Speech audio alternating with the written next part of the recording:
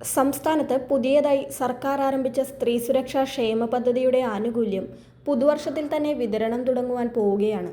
December 22 മുതൽ തന്നെ ഈ പദ്ധതിയിലേക്ക് അപേക്ഷകൾ സ്വീകരിച്ചു തുടങ്ങിയിരുന്നു. ഏകദേശം 9 ലക്ഷത്തിലധികം സ്ത്രീകൾ ഇതിനകം അപേക്ഷ നൽകിക്കഴിഞ്ഞു. 30 ലക്ഷത്തിലധികം അപേക്ഷ ലഭിക്കുമെന്നാണ് സർക്കാർ കണക്കുകൂട്ടുന്നത്. 35 വയസ്സ് മുതൽ 60 വയസ്സ് വരെയുള്ള സ്ത്രീകൾക്കാണ് എല്ലാ മാസവും ഇനി ഈ പദ്ധതിയിലൂടെ പെൻഷൻ ലഭിക്കുക. നിലവിൽ ക്ഷേമ പെൻഷനൊന്നും ലഭിക്കാത്തവർക്കാണ് ഈ പുതിയ പെൻഷൻ ലഭിക്കുക എന്ന് സർക്കാർ അറിയിച്ചിരുന്നു. എന്നാൽ ഈ ഒരു കാര്യം തെറ്റായി മനസ്സിലാക്കി ചിലരെങ്കിലും ഇപ്പോൾ അപേക്ഷ വച്ചിട്ടില്ല. അതായത് വീട്ടിൽ 60 വയസ്സൊക്കെ കഴിഞ്ഞ അച്ഛനോ അമ്മയ്ക്കോ ഒക്കെ മാസം 2000 വീതമൊക്കെ ലഭിക്കുന്ന വാർദ്ധക്യകാല ക്ഷേമ പെൻഷനൊക്കെ ലഭിക്കുന്നവരാണെങ്കിൽ പിന്നെ ഈ പെൻഷൻ ലഭിക്കില്ല എന്നാണ് തെറ്റിദ്ധരിച്ചിരിക്കുന്നത്. യഥാർത്ഥത്തിൽ നിങ്ങളുടെ വീട്ടിൽ മറ്റുള്ളവർക്ക് ക്ഷേമ പെൻഷൻ ലഭിക്കുന്നത് ഒരു തടസ്സമല്ല. അപേക്ഷ വയ്ക്കുന്ന നിങ്ങൾക്ക് മറ്റ് സർക്കാർ പെൻഷൻ ലഭിക്കരുതെന്ന് മാത്രമാണ് നിബന്ധനയുള്ളത്.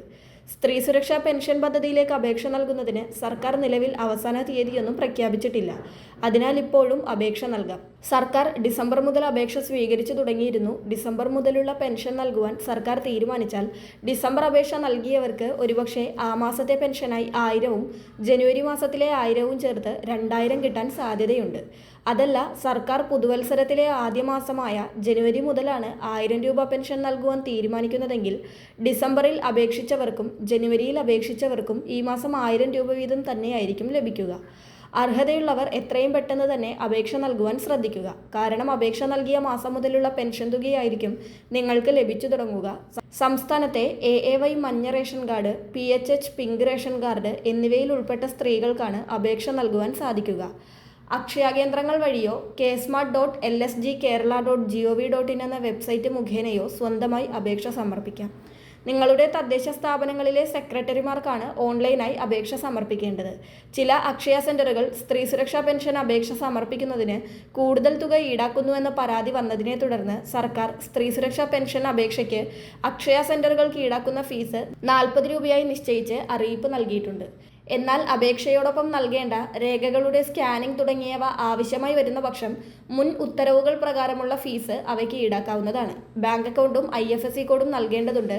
kesmart മുഖേന അക്ഷയ ജനസേവ കോമൺ സർവീസ് സെന്ററുകൾ വഴി അപേക്ഷകൾ നൽകുന്നത് സംസ്ഥാനത്ത് സജീവമായിരിക്കുകയാണ്. ഓൺലൈനിലൂടെ നൽകുന്ന അപേക്ഷകൾ പഞ്ചായത്ത് സെക്രട്ടറിമാർക്ക് ലഭിക്കുകയാണ് ചെയ്യുന്നത്. തുടർന്ന് പഞ്ചായത്തിൽ അപേക്ഷ പരിശോധിച്ച് അപേക്ഷകയുടെ ആധാർ നമ്പർ അടിസ്ഥാനമാക്കി മറ്റ് ക്ഷേമ പദ്ധതികളൊന്നും ലഭിക്കാത്ത അർഹതയുള്ള ആളാണെന്നും 35 വയസ്സിനും 60 വയസ്സിനും ഇടയിലുള്ള അപേക്ഷകയാണെന്ന് പ്രായം തെളിയിക്കുന്നതിനുള്ള രേഖകൾ പരിശോധിച്ച് ഉറപ്പുവരുത്തിയാണ് അപേക്ഷ അപ്രൂവ് ചെയ്ത് ഈ പെൻഷൻ പദ്ധതിയുടെ ഗുണഭോക്താവാക്കുന്നത്. അപേക്ഷകയുടെ ഫോട്ടോയും റേഷൻ കാർഡ് കോപ്പി കൂടാതെ മറ്റ് ക്ഷേമ പദ്ധതി ആനുകൂല്യങ്ങളൊന്നും ലഭിക്കുന്നില്ല എന്നൊരു സത്യപ്രസ്താവനയും അപേക്ഷയോടൊപ്പം നൽകേണ്ടതുണ്ട്. ഇതിൻ്റെ എല്ലാം ഫോർമാറ്റ് വാങ്ങി പൂരിപ്പിച്ച് ഓൺലൈൻ സർവീസ് സെന്ററിൽ തന്നെ നൽകിയാൽ മതി. അവരത് സ്കാൻ ചെയ്ത് അപേക്ഷയോടൊപ്പം അപ്ലോഡ് ചെയ്യുന്നതാണ്. അവിടുന്ന് ലഭിക്കുന്ന പ്രിന്റ് ഔട്ടുകൾ ഉൾപ്പെടെയുള്ളവ സൂക്ഷിച്ചു വയ്ക്കുക. പഞ്ചായത്തിൽ നിന്നും മറ്റും ആവശ്യപ്പെടുമ്പോൾ അത് കാണിക്കേണ്ടി വരും.